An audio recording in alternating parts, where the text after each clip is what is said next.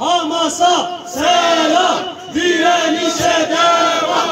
Cehd, cihat, şehadet. Cehd, cihat, şehadet. İnneke la tuhliful mi'ad. Sadakallahul aliyyul azim. 100 parçaya bölünmüş, yıkılmış ocakları, aynı acıyı yıllardır hem yazı hem kışları. Mazlumların acılarını yüreğinde kor gibi hisseden ey vicdan sahipleri, selam sizlere olsun. Gazze katliamının 600. günündeyiz. Filistin'de katledilen süt kokulu bebekler için, İsrail tarafından evlatları şehit edilmiş anneler için, çaresizlikten elinden bir şey gelmeyen bağrı yanık babalar için, beli iki büklüm pirifani Filistinli dedeler ve neneler için, hayatının baharında şehadetin şerbetini içen gençler için, tüm zalimlere hakkı haykırmak için buradayız. Kudüs'e selam olsun, Gazze'ye selam olsun, Gazze direnişine selam olsun, selam olsun Filistin halkının haklı mücadelesine, selam olsun İran'a, selam olsun Yemen'e, selam olsun tüm mazlumlara. Aziz kardeşler, terörist İsrail kana doymuyor ve soykırıma devam ediyor. Sözde medeni ülkeler Amerika bir yandan katil İsrail'i kanatlarının altında beslerken diğer yandan insan hakları ve demokrasi mavaralarıyla insanları ayrantıyorlar, oynatıyorlar. 7 Ekim'den bu yana Gazze'ye düzenlenen saldırıda bilinen 17.000'den fazla çocuk, 11.000'i geçen kadın olmak üzere 55.000'den fazla Filistinli şehit edilmiştir. Yaralı sayısı 128.000'i geçti. Şu ana kadar Gazze'ye atılan bomba 100.000 ton yaklaştı. Gazze yüz ölçümü olarak 360 kilometredir.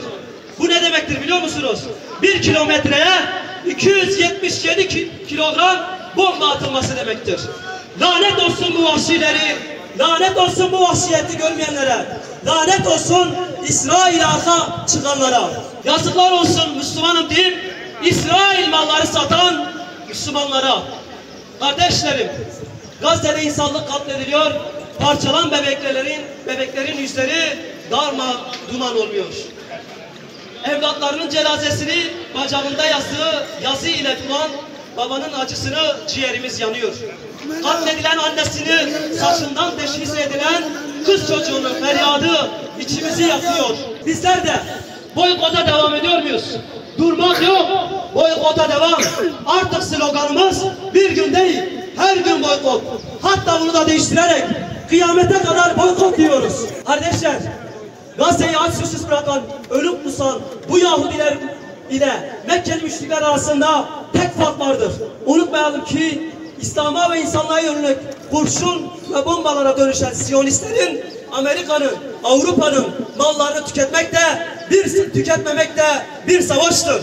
Hiç şüpheniz olmasın ki bu aynı zamanda bir cihattır. Müslüman malı varken Yahudi bir malı tercih etmek, zalime olan düşmanla işbirliği yapmakta değil de nedir? Yahudi'yi boykot ederken içimizdeki Yahudileşmiş münafıkların ürünlerini de elbette tercih etmeyeceğiz. Bugün Müslüman alemi kredi kartlarıyla, post cihazlarıyla, yazdığımız kalemlerle tarlalarda ektiğimiz hibrit tohumlarına varıncaya kadar İsrail mallarını boykot edersek Yahudiler Filistin'de de dayanamazlar, barınamazlar ve asla cinayet işleyemezler. Soruyorum sizlere Müslümanlar. Bir Müslüman düşmanının mallarını alarak işbirliği yapabilir mi? Kardeşlerim, Kur'an-ı Kerim'de mealen sakın zalimlere meyletmeyin. Yoksa onları saracak ateş size de dokunur. Aslında sizin Allah'tan başka hiçbir dostunuz, yardımcınız ve sahiplenecek hiçbir güç yoktur. Öyleyse ondan başka dost aramayın. Aksi halde onun yardımından da mahrum kalırsınız. Hud suresi 113. ayet. Zalime ve zulme de her türlü destek zulümdür, haramdır ve en büyük günahlardandır.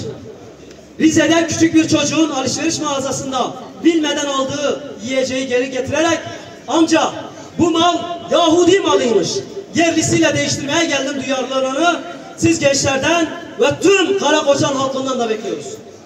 Ey Siyonist İsrail, ey işbirlikçi ABD, bu firavunluğunuza karşın elbet bir Musa çıkar ve saltanatınızı yıkar inşallah.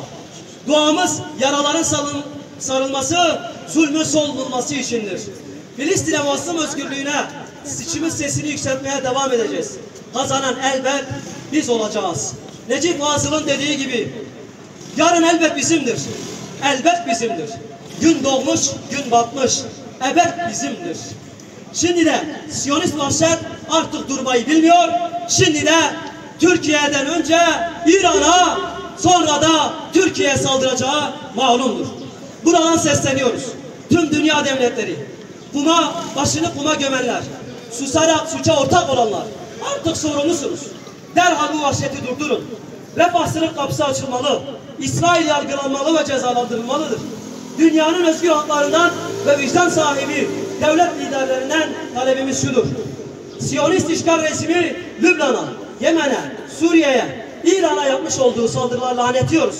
İşgal rejiminin yayılımcı, saldırgan tutumuna karşı sert tedbirler almaya davet ediyoruz. Türkiye ve bölge ülkeleri güçleri birleştirmelidir.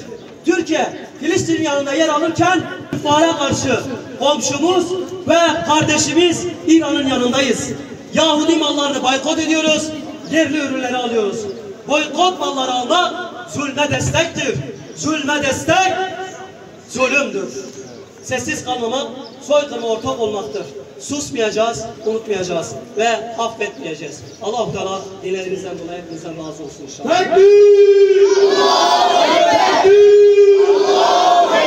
Euzu billahi mineşşeytanirracim. Bismillahirrahmanirrahim. Esselatu vesselamu ala Resulillahi sallallahu aleyhi ve sellem ve ala alihi ve ashabihi ve zürriyetihi ecmaîn. Selahaddin Eyyubi'nin torunları. Geçmişlerde yine Kudüs böyle işgal edilmişti. Dedemiz Selahaddin Eyyubi, Allah'ın rahmeti, bereketi onun ve onunla beraber olanların üzerinde olsun, bu işgale son vermişti. Ey Selahaddin'in torunları, gene kendinize gelin.